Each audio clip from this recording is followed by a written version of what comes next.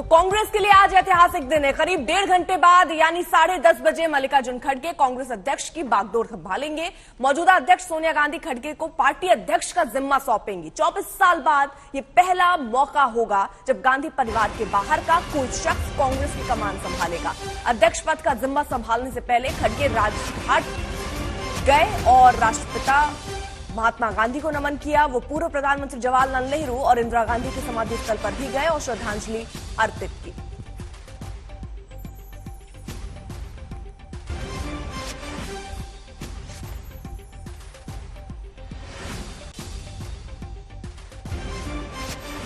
तो अध्यक्ष बनने से पहले राजघाट शक्ति स्थल पर गए खड़गे, श्रद्धांजलि देते हुए वो नजर आए। आज कांग्रेस की कमान संभालेंगे मल्लिकार्जुन खड़गे। तो कई चुनौतियां उनके सामने होंगी क्योंकि ये जो ताज है वो कांटों भरा उनके लिए, क्योंकि आसान राह नहीं होगी। सुबह 10:30 बजे कांग्रेस की कमान संभालने वाले हैं खड़गे और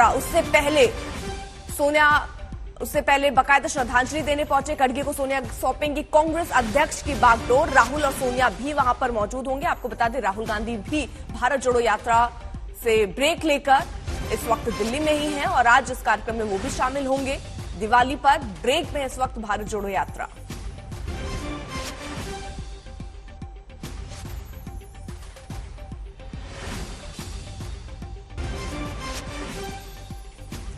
मौसमी सिंह और अशोक सिंघल दो सहयोगी इस वक्त हमारे साथ जुड़ चुके हैं। मौसमी जरा बताइए, क्योंकि ये आसान उनके लिए राह नहीं है।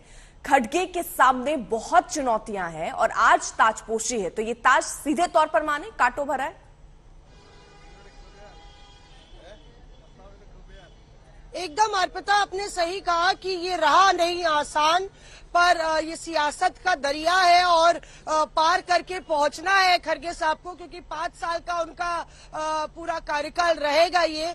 और पीछे हमारे आप देख सकते हैं कि जो तैयारियां की गई हैं यहाँ पे एआईसीसी में मंच तैयार किया गया है। मुझे याद आता है वो वक्त 2000 का जब सोनिया गांधी बतौर पार्टी अध्यक्ष दोबारा चुनी गई थी और उन्होंने जितेंद्र प्रसाद को, जिनको 94 वोट मिले थे, उनको जबरदस्त हराया था। तब ढोल नगाड़े भी थे और पूरा जो 10 जनपद है और 24 अकबर रोड पटा हुआ था।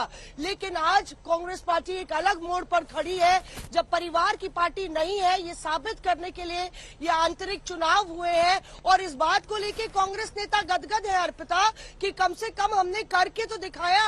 अब भाजपा और बाकी पार्टियां जो है वो करके दिखाए और ये वो वक्त होगा जब गैर गांधी अध्यक्ष यहाँ पे मौजूद होगा मंच पर और उनके इर्द गिर्द सोनिया गांधी कमान उनको सौंपेंगी और राहुल गांधी मौजूद होंगे। कई ऐसे लोग भी थे जिन्होंने राहुल गांधी का नाम लिख दिया था बैलेट पेपर पे और उनके वोट इनवैलिड हो गए थे। तो ये एक बहुत महत्वपूर्ण क्षण है कांग्रेस पार्टी की वजूद की लड़ाई में और कहीं ना कहीं मल्लिकार्जुन खड़गे दूसरे दलित अध्यक्ष बनेंगे, दूसरे ऐसे अध्यक्ष बनेंगे जो कर्नाटक से आते हैं और सबसे ज्यादा उम्र दराज अध्यक्ष होंगे, क्योंकि 77 साल के सीताराम केसरी थे और ये 80 साल के हैं। तो सबसे उम्र दराज अध्यक्ष होंगे, पर उनको नई पीढ़ी की कांग्रेस को लेकर चलना होगा और देश के नए वोटर्स को, नई जनता को लुभाना भी होगा। इसीलिए उनके लिए आगे की राह, जैसा कि आपने कहा, कांटों भरी है। अशोक भी हमारे साथ हैं। अशोक, देखिए जिस तरीके से हम जिक्र कर रहे हैं उनका राज, एक तरीके से कहिए तो आज ताजपोशी उनकी हो रही है। कांग्रेस कार्यकर्ताओं में किस तरीके का उत्साह आज के दिन को लेकर है, और क्योंकि अब सामने 2 महत्वपूर्ण चुनाव हिमाचल के और गुजरात के हैं और ऐसे में खड़गे की चुनौती ये इन चुनावों से ही शुरू हो जाएगी। बिल्कुल, चुनौतियां 3 है, बल्कि 2 नहीं। हिमाचल का चुनाव है, गुजरात का चुनाव है और राजस्थान को भी हैंडल करना होगा कि वहां पे क्या फैसला लेते हैं। अशोक गहलोत बने रहेंगे या सचिन पायलट आएंगे, वहां का निर्णय भी पेंडिंग है। तो सबसे बड़ा चैलेंज राजस्थान है, गुजरात है और हिमाचल। 3 बड़ी चुनौतियां मल्लिकार्जुन खड़गे के सामने होंगी। उनको कैसे वो राजस्थान को हैंडल करेंगे और गुजरात और हिमाचल में जीत दिलवाना पार्टी को, ये सबसे बड़ा उनके लिए चैलेंज होगा आने के बाद। लेकिन मल्लिकार्जुन खड़गे की अगर बात की जाए, उनके बारे में कहा जाता है कि वो सबको साथ लेके चलते हैं। गांधी परिवार के लॉयलिस्ट तो है ही, इसीलिए अशोक गहलोत के नाम के बाद अगर चर्चा हुई तो मल्लिकार्जुन खड़गे की। हालांकि दिग्विजय सिंह भी बीच में आ गए थे, लेकिन मल्लिकार्जुन खड़गे का एक लंबा चौड़ा एक्सपीरियंस है राजनीतिक तौर से, प्रशासनिक तौर से अलग अलग पदों पर रहे, वो मंत्री रहे केंद्र में भी, स्टेट में भी। और आज सुबह सुबह मल्लिकार्जुन खड़गे राजघाट पहुंचे श्रद्धा सुमन अर्पित करने के लिए बापू की समाधि पर, उसके बाद शक्ति स्थल, उसके बाद यहाँ आएंगे और फिर AICC जाएंगे। लेकिन कार्यकर्ताओं की अगर बात की जाए, मल्लिकार्जुन साउथ से आते हैं लेकिन हिंदी भी अच्छी खासी बोल लेते हैं।